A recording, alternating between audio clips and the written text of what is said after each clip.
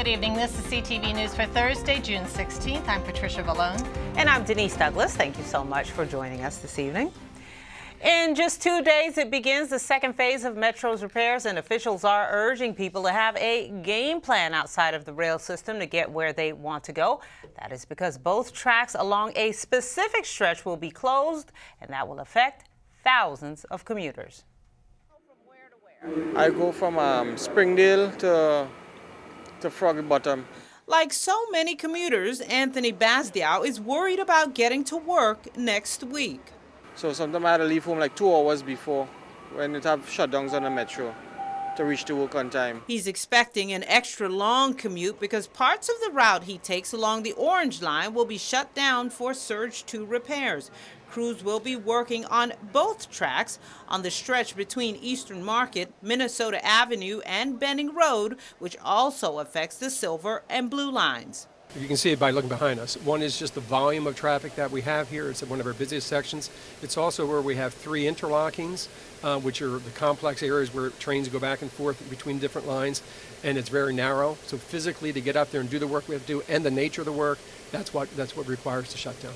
Metro's general manager, Prince George's County's executive, and other officials once again urging people to get ready. This is going to be a tremendous stress on residents coming into the district. Clearly, the shutdown over these next 2 weeks are going to affect Prince George's County tremendously. Though buses will shuttle people around the repairs, they won't be able to handle the 70,000 commuters who normally take the affected route. That's why most will have to consider other options.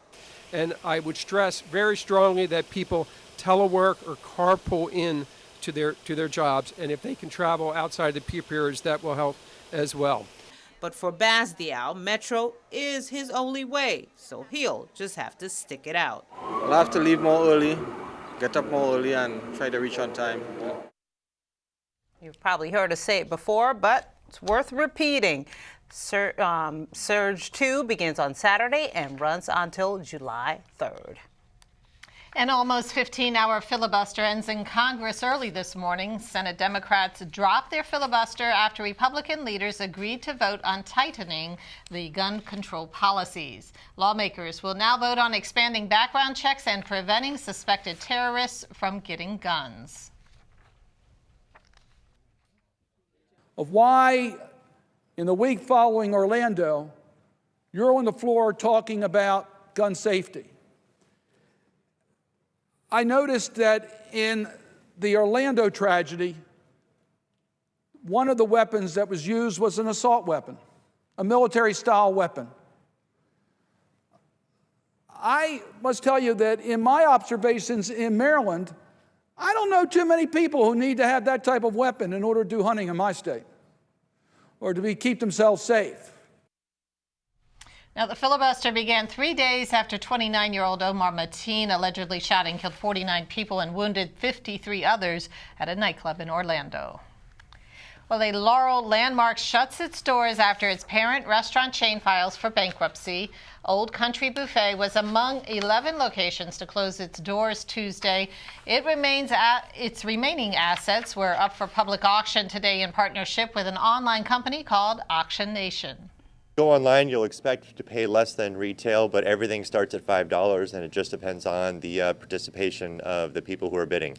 And you said what kind of items are out here? Like all of the stoves, the ovens, the griddles, and stuff like that. As well as the tables and things? Yeah, the tables and chairs and the flatwares and stuff, yes. I'm opening up a new restaurant in the area, so we're just trying to see if we can get any equipment to help cut down on costs, which we've incurred a lot of trying to open a new restaurant. So anything that we can find and use, we're definitely going to pick up and take with us. You're finding things?